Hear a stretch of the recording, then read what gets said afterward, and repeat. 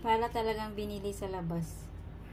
Feel nyo na ba yung super init? Hindi lang sa Pilipinas, kundi pati na rin dito sa amin sa India guys. Sobrang init na ngayon and hindi pa ito yung peak season pero tagaktak na yung pawis namin and talagang naghahanap kami palagi ng mga pampalamig.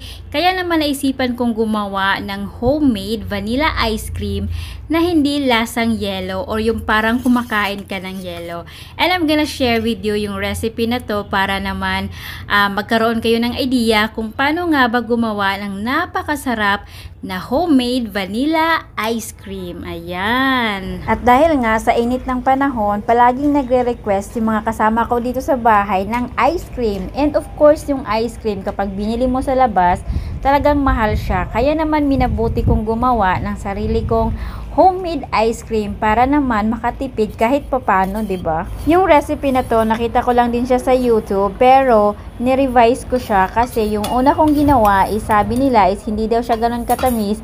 Kaya naman yung ginawa ko na ngayon is nagdagdag ako ng sugar para talaga perfect yung ating ice cream. And sobrang nakakatuwa kasi talagang na-achieve ko yung creaminess and yung sweetness ng ice cream. Kaya naman napabilib sila sa akin sa paggawa ko ng ice cream. Medyo matrabaho nga yung recipe na to, pero kapag natapos naman siya is very sulit naman talaga. Hindi mo na kailangan bumili sa labas pa ng ice cream kasi gagawa ka na lang sa bahay. Meron ka ng napakasarap na homemade vanilla ice cream. So, dito pala sa recipe na to, kailangan nyo din gumamit ng whipped cream. Ayan. So, meron namang nabibiling whipped cream sa labas, sa mga grocery store or sa baking supply, ganon. Kung wala kayong makitang whipped cream, pwede naman yung all-purpose cream or yung fresh cream dito sa India. So, yun na lang yung gamitin nyo. Bali, 1 cup lang naman yung kailangan nyo doon.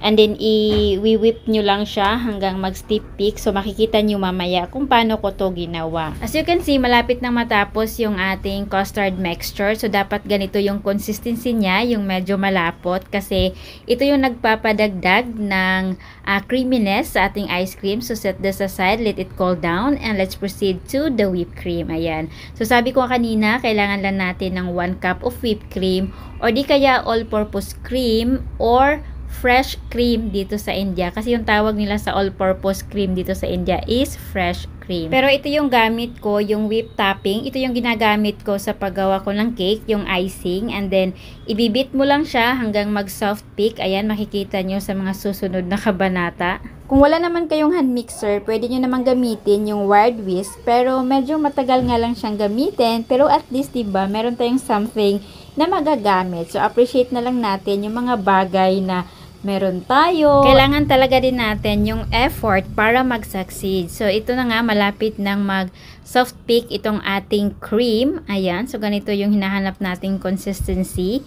na cream. And then, after nito, doon na natin imi-mix yung ating pinalamig na custard mixture. Ayan. And then, after nito, ibibit lang natin siya. Of course, sisimutin natin kasi bawal mag-aksaya ng pagkain. Diba? Maraming nagugutom sa Pilipinas, sa India, or kahit saan ka man sa mundo. Maraming nagugutom. Kaya kailangan simutin lahat. Ayan. Palagi ko nga sinasabi na yung family ko dito sa India is napaka-foodie lover. Ayan. So, kita nyo naman siguro sa mga katawan ng mga kasama ko, diba? So, mahilig talaga silang kumain and mag-explore ng mga pagkain. Pero hindi yung pagkain na galing sa labas, ha. Mas gusto nila talaga yung homemade na homemade. So, by the way, nag-add ako dito ng milk. Bali, 6 tablespoon of milk yung in-add ko dito para hindi siya masyadong dry and creamy talaga siya. And then, yun nga, balik tayo sa pagiging foodie namin. Kaya natutuwa talaga ako dito kasi aside sa mahilig naman din ako magluto, sila din mahilig kumain. Kaya every time na may ine-experiment akong pagkain, sila yung tumitikim and hindi naman sila ganun kamaselan. Doon may mga pagkain na niluto ako ng mga Filipino style na hindi nila masyadong gusto. Pero tumitikim pa rin naman sila. And then tapos na natin gawin yung ating ice cream. So isasali na natin siya sa lalagyan. Kung wala naman kayong ganito, pwede kayong gumamit nung gusto nyong Tupperware or anything. Basta may lalagyan kayo. Tapos ilalagay nyo lang siya sa freezer. So habang ginagawa ko pala to guys, lahat sila nakatunganga pala sa akin. And nag-aantay talaga. It will take time para mag-frozen, diba? Pero sobrang excited na naman sila. Ganyan yan sila kapag may niluluto akong mga pagkain guys. Sila naman yung very excited na kumain. Kaya naman gaganahan ka talaga sa pagluluto or pag-prepare ng food kasi talagang excited din silang kumain. Ganon. So ito naglagay na ako ng mga takip ng ating ice cream. And then malapit na natin ilagay siya sa freezer. And then it will take time. And let's see the result later kung gaano siya kasarap. But for the meantime, ayan, dito ko siya sinalin yung sobra. Ayan, so buti na lang may ganito kaming lalagyan na i-keep ko siya. Bali ano to, lagayan ng ghee or yung oil. Ayan, so ito na guys. Bali after 7 hours pala ito na siya. Ayan, scoop na natin. Wala pala akong pang scoop, bali kutsara lang yung ginamit ko. Pero look, tingnan nyo naman, diba?